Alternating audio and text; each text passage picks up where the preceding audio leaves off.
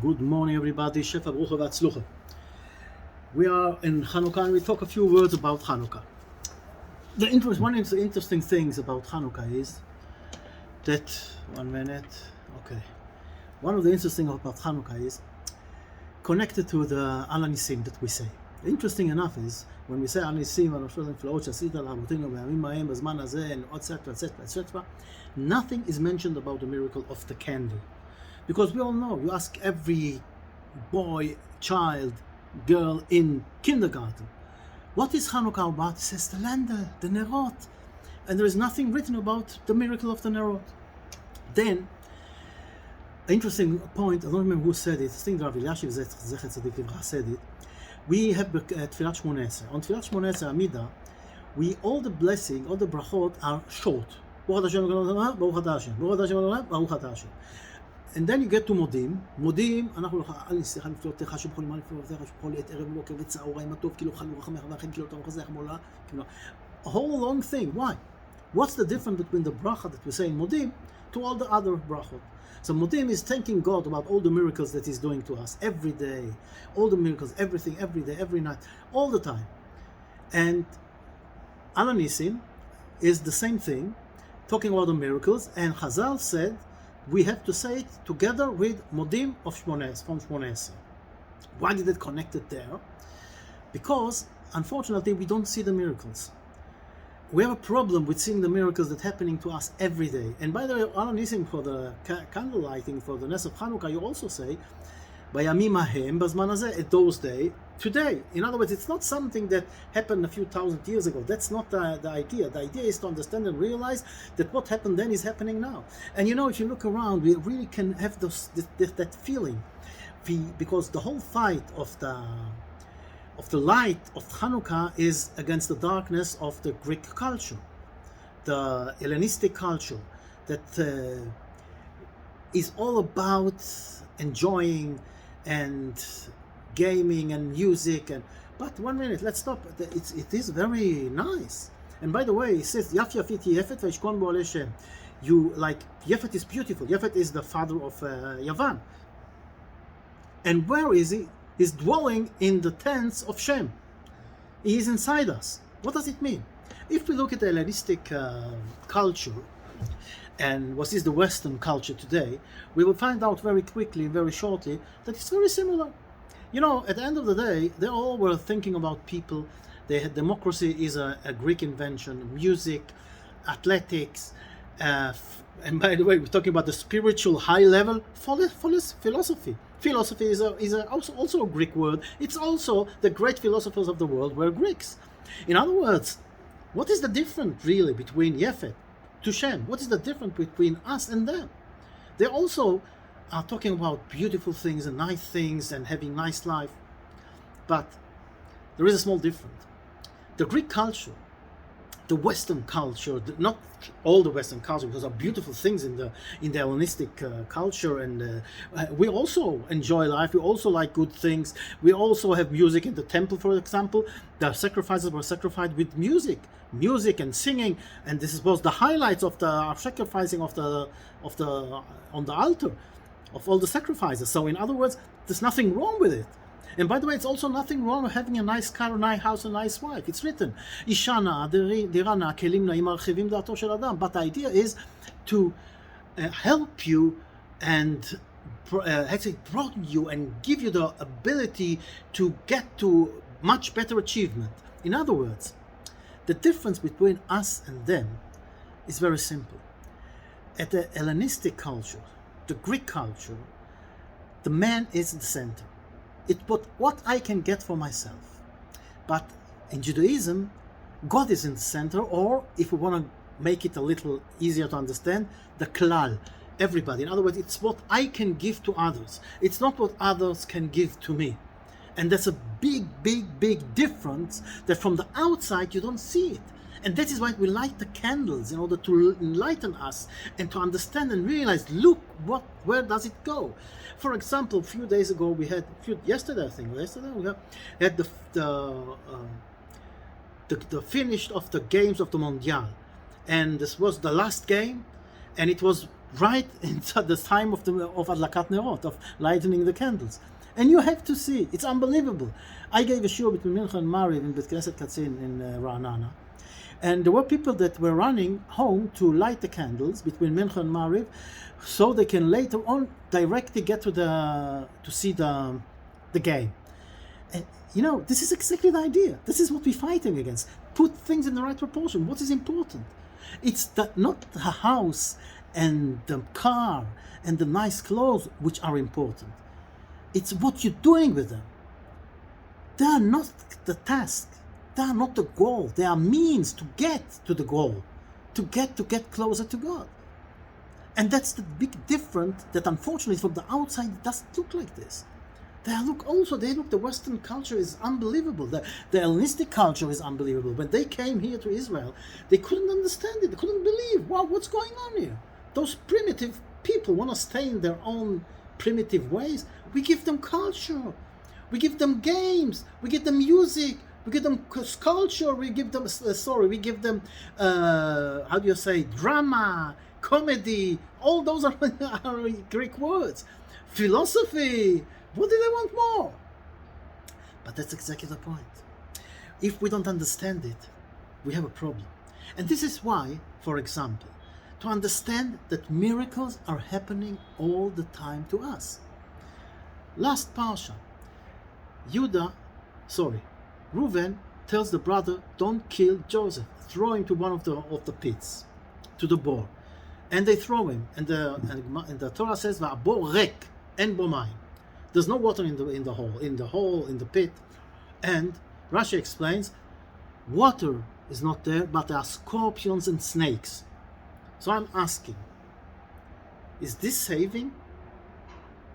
Reuven wants to save his brother by throwing him into a bowl with snakes and scorpions? And then, you know what? When the brother take him out, and they know that there's scorpions and snakes in the pit, in the boar, and now he is alive. This is a miracle, which means that Joseph is a tzaddik. So how dare you try and do anything wrong with him? He's a tzaddik. The point is that no Reuven and no brother saw that there are snakes and scorpions in the hole. Why didn't they see them? In the boar, sorry. Because it was 20 amah. 20 amah is around 10 meters. So that's why the Torah says, Abor rek en bo mayim. What they saw that there is no water. But they couldn't see that there are scorpions and snakes there.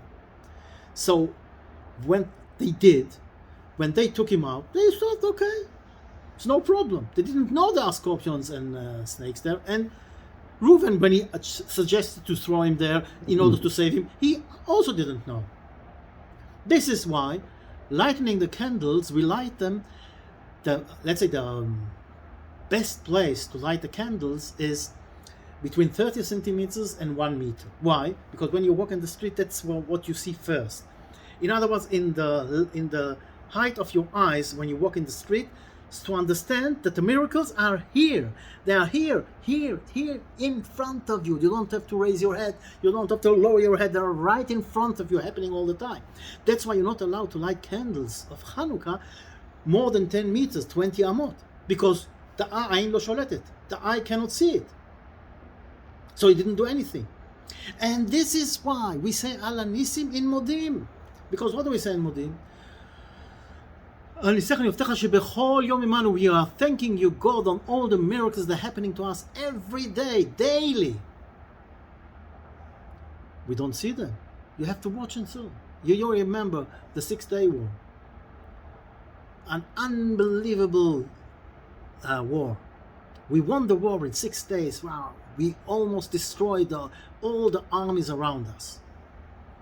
Air Force of Egypt was destroyed completely. What a miracle. Yes. But if you remember, or those who don't remember, you can look at the papers at those days. Everything was full with, whoa, how great we are. Nothing mentioning about God. There was an institute in London that they they check and learn about all the wars in the world in order to learn tactic and strategy for if a war happens, and they teach it in the officers' schools. So our generals came there and asked them, no, what do you say about this war, 6-day war? You know what they told them? Well, what do you mean? What can we say? Wow, you didn't learn. Wow, how great. What's there to learn? It's a miracle. Impossible, unbelievable, nothing to learn from there. That you, Israel, this small, tiny country, succeeded against all those billions of people, millions of people, the armies around you. Impossible, cannot be. That we have to hear from the Goyim to understand that it was a miracle and nothing logical.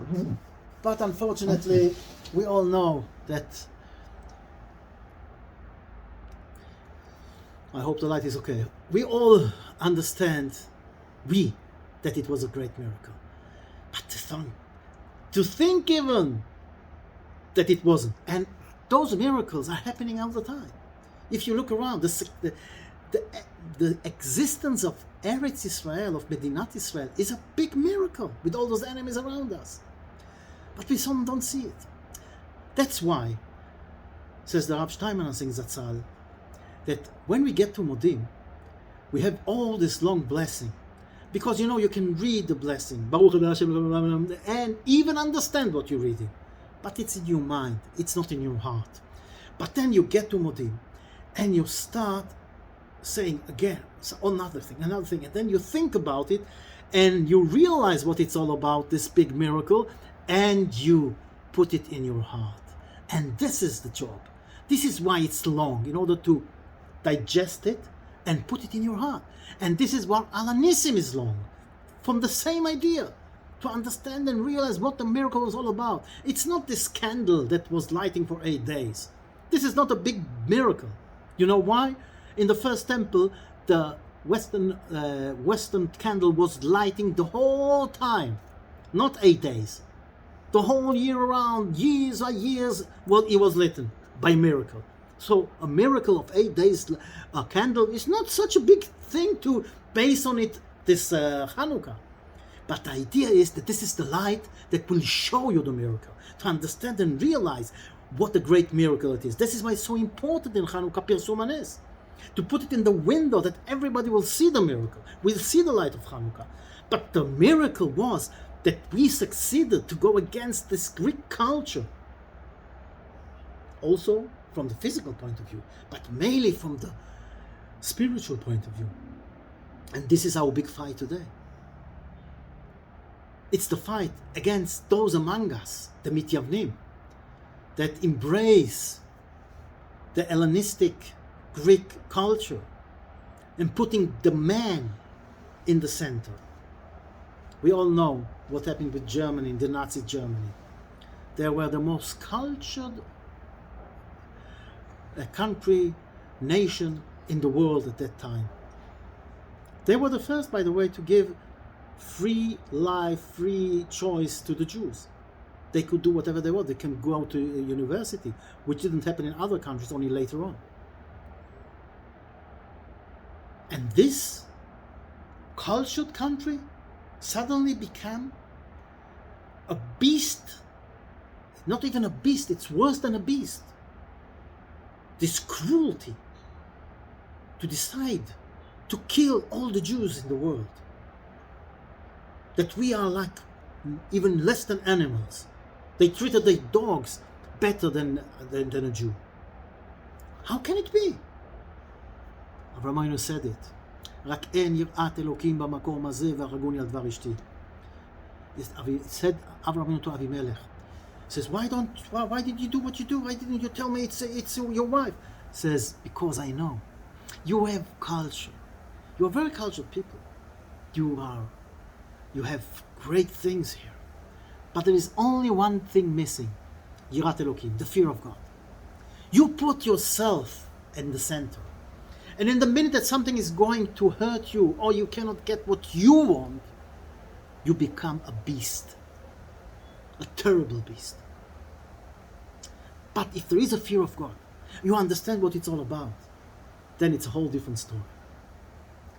And this is exactly the miracle of Hanukkah. And this is why The symbol of Hanukkah is this small candle. Because sometimes we say to ourselves, who are we to change the world? We are small people. And here we have to understand that each one of us has a great, unbelievable power.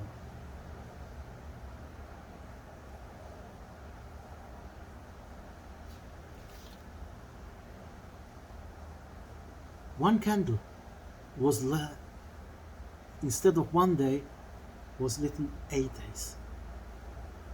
One family started everything, and with them, then all the others came and saved us from the Greeks. This is a small candle.